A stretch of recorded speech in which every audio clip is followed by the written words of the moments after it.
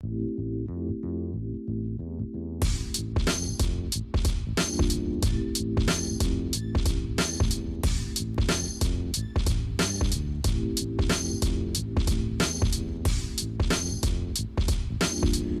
tout le monde dans un nouvel épisode de Let's Play. Plus précisément, Let's Play numéro 2. Puis on avait parlé pendant quasiment 10 minutes d'un podcast d'une heure d'un jeu qui s'appelle Catan. Donc évidemment, l'épisode 2 est sur Catan. Aussi simple que ça. On voulait commencer, moi et Daniel, en faisant un tutoriel du jeu. Parce que quoi de mieux pour rentrer dans l'univers que de comprendre comment y jouer. Et en même temps, on va même pouvoir vous montrer ce qu'on a parlé de pouvoir jouer en ligne avec Catan Universe qui est sur Steam. Exactement, accessible sur Steam, la version gratuite. Vous pouvez jouer en ligne, match rapide, ça c'est disponible, mais si vous voulez avoir des options plus vagues de votre jeu ou avoir des expansions, c'est là qu'il va falloir mettre un petit montant. Le jeu est vraiment pas cher par contre. Donc, la première étape dans Catan, ça ressemble à ça. De un, ça c'est le board de jeu. Quand vous jouez en personne, vous le montez vous-même. Quand vous jouez sur ordi, tout fait, magie! Et aussi, ce qui est le fun avec le Catan Universe, c'est que dès qu'on va ramasser des ressources, parce que présentement, on voit que chaque case est composée d'une ressource différente, tout se fait automatiquement, en fin de compte. Tout on ramasse. Donc, oui, comme Alex a dit, voici l'île de Catan, en fait, que toutes les tuiles différentes qui sont sur le jeu sont des ressources différentes, comme j'ai dit. Et on a un désert, qui est la case comme beige dans le milieu gauche, qui ne donne aucune ressource. Et il n'y a pas de chiffre non plus qui est attribué. Comment commence la partie? Chaque personne a 2 colonies et 2 routes à placer. Et chaque colonie donne 2 points de victoire. Et le but final du jeu, c'est d'avoir 10 points de victoire. En fait, chaque settlement vaut 1 point de victoire, mais si tu l'upgrades en city, là, il va valoir 2 points de victoire. Et chaque colonie qui est sur une intersection entre 3 tuiles, ou 2 si tu es sur le bord de l'eau, te permet d'avoir accès à la ressource et au chiffre. Lorsqu'on commence un tour de jeu, on brasse les dés. Le chiffre qui va être identifié va être le chiffre qui va donner les ressources qui est associé. Donc, si présentement, on voit que le gris est notre ordinateur qui joue contre nous, par exemple, on roulerait un 6, il irait chercher un bois, et Alex a parlé d'une ville après. La ville, ce qu'elle fait, en fait, c'est qu'on va pouvoir chercher 2 ressources et donner 2 points de victoire. Ouais, dans le fond, la cité, elle double tout. Le jeu, il est quand même simple dans sa fonctionnalité. Il n'y a pas des règles qui deviennent super compliquées comme le jeu y avance. C'est un peu similaire aux échecs dans ce point-là. C'est comme le barème du jeu, il est super clair et précis. Après ça, c'est les stratégies individuelles qui vont venir changer votre expérience du jeu. Puis là, on parlait de ressources. Les ressources, à quoi ils servent? Ils servent à construire 3 choses principalement, qui sont les routes, les colonies ou les villes. Et augmenter en ville. Tu peux pas construire une ville directement, il faut que tu augmentes une colonie en ville. Et la quatrième chose que tu peux acheter, c'est une carte de développement. Les cartes de développement, tu en as 4 types différents. Ça, c'est un progrès qui permet d'aller chercher des ressources. Un progrès qui permet de construire des routes. Tu as les chevaliers qui permettent de déplacer le pillard. Et le monopole, la carte monopole qui permet de ramasser une ressource de chaque personne, plus des points de victoire qui sont attribués au hasard. C'est une autre façon d'aller chercher un avantage directement dans le jeu, puis ça s'appelle développement. Entre autres, ça coûte un mouton, un wheat, puis un d'iron, un de fer, un de blé, puis un de mouton. Puis ça fait partie des ressources accessibles. Dans le jeu, on en a parlé aussi qu'il y avait le bois, puis il y a une 5e ressource, c'est l'argile ou le clé. C'est les 5 seules ressources dans le jeu. Ensuite, sur le plateau, on peut voir que les chiffres sont attribués, puis chaque chiffre a une série de points qui est en dessous. Plus que de points, plus que statistiquement, il y a de chances que ce chiffre-là sorte. Donc, le 6, le 8 devrait sortir le plus. Mais si on voit, il n'y a pas de 7 qui est sur le jeu. Le 7 est le chiffre qui devrait sortir le plus à 2 dés. Et ce qui force, en fait, c'est de déplacer le pillard, qui est la pièce grise sur le désert. Lorsqu'on met le pillard sur une carte, on bloque la ressource. Et en plus, on peut aller voler une ressource d'une des personnes qui est autour de la tuile, en fait. Puis aussi, quand un set est roulé, toute personne qui a plus que... En fait, il y a 8 ressources et plus dans son inventaire se voit défaucher de la moitié. Donc, si tu avais 16 cartes dans tes mains, puis on roule 2 fois le voleur de suite, tu peux te rendre jusqu'à 4 cartes. Parce que tu fais 8 versus 4. C'est super, super plaisant. Puis aussi, comme toutes les tours sont jouées par un roulement de dés, ça se peut qu'à votre tour, vous nuisez. Là. Vous roulez les dés pour votre tour, puis vous donnez juste des ressources à vos adversaires. Vous êtes comme, oh, je vais passer un super tour. Ensuite, si on peut regarder plus la carte en tant que telle, On voit que le gris a déjà choisi une ressource, un secteur en fin de compte, pour placer sa colonie. Il a été chercher du bois, de l'argile et du blé, en fin de compte, pour pouvoir permettre de construire rapidement une autre colonie. C'est souvent un très bon move. Et d'aller chercher des gros chiffres, en fait. Et les routes sont tout le temps placées entre deux intersections. Ah oui, il y a un dernier petit tour. Suite à la suite qu'on a placé les colonies, le tour du jeu, c'est on lance les dés, on collecte les ressources. Ensuite, on joue. Les trois autres actions peuvent être jouées une indépendamment de l'autre. On joue des cartes développement si on en a. Les cartes développement peuvent seulement être jouées le tour d'après qu'on les a achetées. On construit ou on fait des échanges. Les échanges, soit qu'on fait des échanges entre nous ou à la banque. À la banque, c'est du 4 ressources pour une ressource, à moins qu'on va chercher un port qu'on peut voir sur le côté. Un point d'interrogation, ça veut dire 3 ressources pour une ressource. Et lorsqu'on a un port spécifique, ça veut dire que c'est 2 ressources pour une ressource. Il y a aussi une règle dans le jeu qui t'interdit d'avoir un settlement à un point d'intersection d'un autre settlement. Donc tu peux vraiment bloquer les gens puis les empêcher d'avoir ce qu'ils veulent. Moi, j'aime beaucoup diversifier mes chiffres parce que tu as plus de chances que ça tombe normalement. C'est un des trucs que j'ai. Mais là, il me manque de l'argile. J'ai du bois, du mouton et du blé. Il me manquerait de l'argile et de la roche. Chiffre particulier. Et j'ai le port 2 pour 1 argile aussi, ça. Ici, comme vous pouvez voir, les petits ronds sur ma map, c'est toutes les places où vous pouvez mettre le settlement au début dans cette micro-game de tic-tac-toe d'avantage stratégique. Là, ce qu'on vient de voir aussi, le gris avait commencé.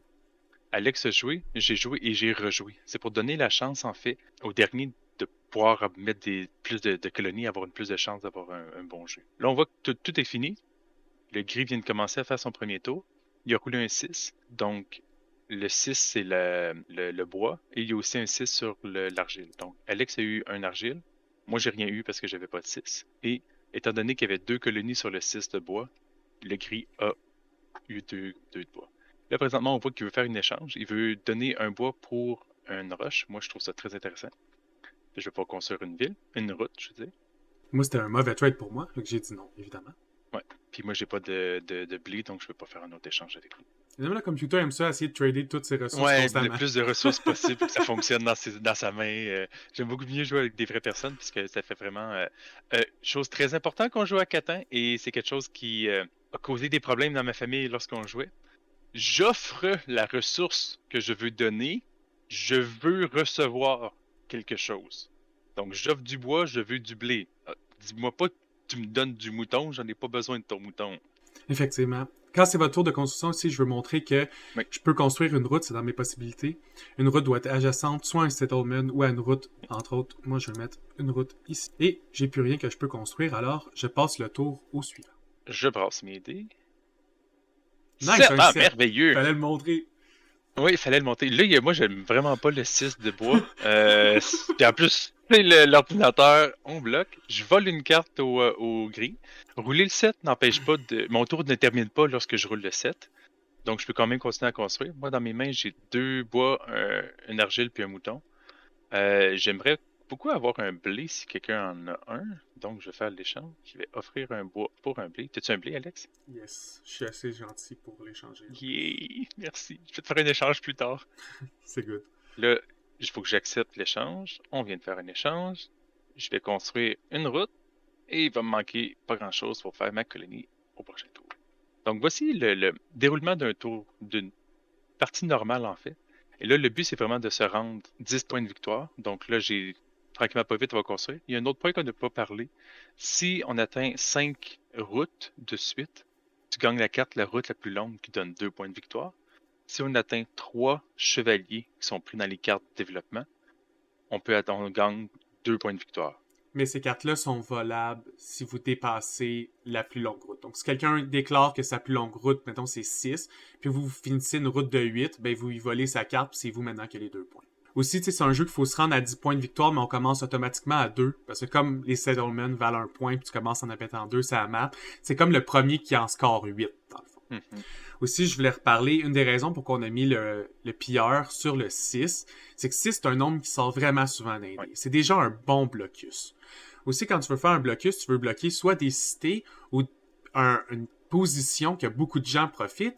Mais là, c'est lui qui profite 2 fois de la même position sur un chiffre qui a des probabilités de sortir vraiment beaucoup sur les dés. C'est une des meilleures positions sur la map, puis il se l'est doublé. Fait que c'est pour ça qu'on a décidé de le piller puis de le bloquer ici. S'il y avait eu 2 joueurs, si j'avais été aussi sur la zone, Daniel il aurait eu le choix de me voler moi ou le computer. Par exemple, si je l'avais mis sur le 3 argile, mais étant donné que 3 argile sort sûrement pas, ou presque pas, c'est pas là que je l'ai décidé de le mettre.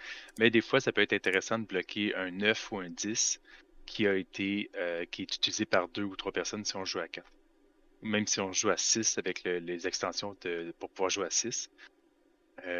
Ça peut être 3 personnes tout le temps, puis il peut y avoir comme des sous-groupes qui se créent à l'intérieur de la même partie, c'est merveilleux. Ah, j'ai volé son mouton! Oh, merveilleux! Nice! Parce qu'en plus, le mouton, si on regarde avec l'ordinateur, c'est un 11, donc ça sortira pas souvent. Donc c'est mieux pour nous de l'enlever. Et voilà, je repasse. C'est comme si on jouerait ensemble contre l'ordinateur, c'est pas bon. Toujours! Casse le computer. Surtout qu'on va juste jouer 2 tours complets, puis le dernier tour à Daniel va conclure. C'est ça, là, ça se finirait là, en fait. Moi, j'ai rien d'autre à faire de toute façon. Il me manquait un argile pour faire ma colonie.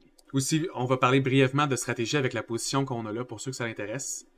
Toutes les règles du jeu ont été expliquées jusqu'à ce moment. Je vais juste vous montrer rapidement dans mon design à quoi ça ressemble l'échange. Ici, c'est un trade si je veux faire avec les autres players. Donc, c'est pour ça que je peux décider que moi, je veux trader, mettons ça, puis je veux demander ça. Puis c'est pour ça qu'on dit c'est pas négociable qu'est-ce que je veux. Tu peux exactement demander ce que tu veux.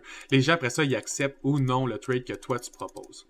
On peut aussi reproposer une autre offre, mais souvent ça peut commencer à être plus long quand on commence à faire ça. Côté, c'est le trade pour la banque. C'est là qu'on peut voir c'est du 4 pour 1. Quand on dit 4 pour 1, c'est pas vous avez 1, puis vous tradez tout ça séparé pour un autre. C'est vraiment 4 de la même ressource pour un d'une autre ressource. Ça peut être difficile de faire des trades. C'est pour ça que souvent les rookies vont faire un monopole de bois parce que si tu les aides pas ou tu essaies de les bloquer, ils vont échanger leur bois contre tout le reste, même si ça les ralentit beaucoup. Ça, c'est vraiment le trade action qu'on peut avoir dans le jeu. Là, c'est ça, je voulais embarquer sur les stratégies que vous pouvez employer dans le jeu pour essayer de gagner. Avec les positions qu'on a en ce moment, puis qu'est-ce qu'on aurait probablement fait. Moi, dans la position que j'aurais essayé d'avoir doublé mon iron. Parce qu'il n'y a presque pas d'iron sur la map, puis l'autre point d'iron, c'est un 12. Le 3 ici, il est déjà super contingenté, puis après dans le 9, qui est vraiment un blocus contre ses positions. Puis je vais essayer d'en mettre un sur le port ici pour avoir un échange 3-1. Fait que j'aurais bloqué l'expansion du gris vers le nord. Pratiquement personne n'aurait bloqué mon long road. Fait que j'aurais essayé d'avoir 4 settlements, donc 4 points, que j'aurais essayé d'upgrader en cité, puis aller chercher la long road pour mes 2 finales. Parce qu'il y a quelque chose d'important à dire avec cette carte-là. Si on regarde présentement, autant le blé que le fer ou la roche. Ces 2 ressources-là sont très très basses et c'est les 2 ressources qu'on a besoin pour faire les villes. Un autre point qu'on n'a pas parlé, si tu regardes là, le jeton disponible, il y a un maximum de 5 colonies qu'on peut construire, 15 routes et 4 villes. Donc, on est obligé d'évoluer des villes, des colonies en ville pour gagner. Fait que toi, quelle stratégie t'allais employer dans ta position? Moi, ce que j'allais faire, étant donné justement que tout ce qui était le blé, la roche était très bas, j'ai été pour me diversifier dans les chiffres que je peux sortir. Donc, j'ai 5, 9, 8, 10. Même si je me suis enlevé une case, mon but c'était d'aller refaire des colonies le plus rapidement possible puis refaire des villes le plus loin possible. Mais là, je me suis quand même fait avoir étant donné que je suis le dernier. Je peux pas vraiment développer vers la droite. Puis j'aurais probablement pas non plus construit au port. Mais si je construis tout autour du 8, ça me permet d'aller chercher facilement 3, 4, 5 et peut-être même 6 ressources par tour si le 8 sort. Mais toi, moi aussi, je me serais battu pour cette position-là. L'Iron avec le 6 de Wood. Oui. Mais ça, mais c'est sûr que je me rendrais pour aller chercher le 6 de bois avec le 5 de bois, puis le 12, l'autre 12. Là. Mais. Doubler ton Iron. C'est ça, essayer de faire le plus de colonies. Moi, j'aurais sûrement couru les cartes de développement. Faire la roue la plus longue aussi, peut-être faire le chevalier le plus long, aller me chercher 9, plus peut-être un point de victoire. Ouais, je pense qu'avec ta position, t'aurais eu les chevaliers vraiment facilement. Moi, j'avais pas une position de jouer les chevaliers parce que j'ai pas de cheap avant super longtemps dans ma position. C'est ça. Puis si tu joues carte développement, souvent tu peux enlever tes ressources. Puis là, on parlait encore une fois qu'il n'y a pas beaucoup de blé. Ça veut dire que j'aurais pas pu accumuler assez de blé pour monter vers des villes, sûrement. Surtout que je vais faire déjà des colonies de plus. Donc, si je pouvais faire une ville, ça aurait été très chanceux. Mais je m'en attendais pas, c'était pas mon plan. Une peut-être. Évidemment, je pense que le computer, il avait pris ce point-là au début pour essayer d'aller développer là, pour essayer d'avoir le double wheat après le double wood. Mais je l'ai bloqué. Je vais pas laisser. Je n'aurais jamais laissé faire ça. Mais je trouve même la première colonie de l'ordinateur était plus stratégiquement placée pour se développer plus tard que des bons chiffres. Parce que oui, Il y a juste le 6 qui était bon. ouais. Parce que le trio bois, argile, blé est très bon, mais 3 et 11, si tu regardes, il y a même les statistiques des dés lancés. C'est là qu'on peut voir que ça peut... si tu te diversifies pas comme du monde, tu peux vraiment te bloquer par avoir plusieurs roulements de dés où tu vas rien pogner du tout. Donc, c'est ce qui va conclure l'explication sur Catan. Évidemment, on va changer pour une game complète tout de suite après cette partie-là. Ça coupe, on est rendu plein d'autres personnes. On joue une vraie game. Vous allez pouvoir voir comment ça se déroule au complet du premier round au dernier round sans qu'on vous explique tout ce qui se passe nécessairement. Avant, brièvement, je voulais tout simplement dire la différence un peu entre Catan Universe joué online versus Catan joué en board game. Catan Universe joué online, les parties sont plus rapides. Tu n'as pas à prendre tes ressources toi-même, sont données automatiquement par les AI. Tous les placements sont faits automatiquement.